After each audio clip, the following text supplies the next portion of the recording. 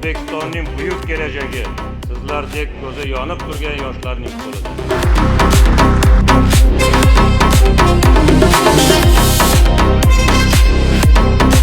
Xalqimiz birligi bilan kuchli. Milliy gvardiya ham birligi bilan kuchli. Shuning uchun bizda hech kim e'tiborsiz qolmaydi.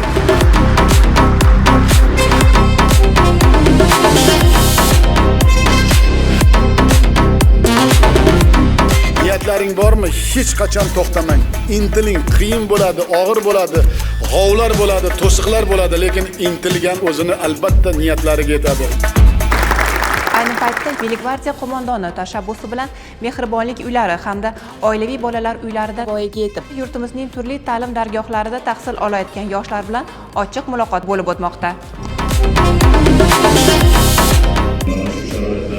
Yoshlar orasida yangi rahbarlar ko'paysin va yangi O'zbekistonda qurilishida o'zining hissasini qo'shsin. O'tgan hafta mana harbiy xizmatdan qaytgan yoshlar bilan samimiy muloqot qilib gaplashgan edik. Orzu qilishdan uyalmang. Mana shu narsa orqali orasida juda ham ko'p narsaga erishasiz. 4-kursni bitirsang, Milliy gvardiyaga kiraman desang, darvoza ochiq. Men Milliy gvardiyada amaliyot o'tamoqchiligimni aytdim. Ular menga ijobiy javob berishib, meni amaliyotga qabul qilishdi. Buning uchun minnatdorman. Uchrashuvdagi yoshlar bitta fikrni hisob olish kerak bo'lganda, bu qaysi fikr bo'ladi? Savol qiyin savol. Javob berish oson emas. Odamlar shu savolga javob topish uchun 60 yil, 70 yil, 80 yil yashaydi.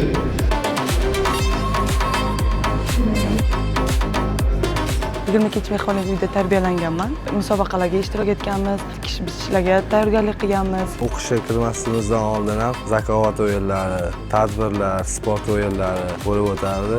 Shunda men Milliy gvardiya harbiy xizmatchilari kelganda men qiziqishim ortgan.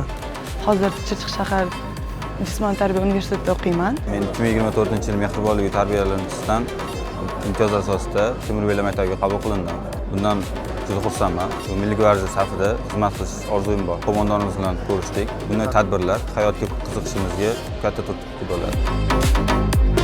Men Jamoat Xavfsizlik universitetiga imtiyozli ravishda kirganman va men bundan juda faxrlanaman. Mana shunday biz uchun yaratilgan shart-sharoitlar uchun men muhtaram prezidentimizga o'z minnatdorchiligimni bildiraman.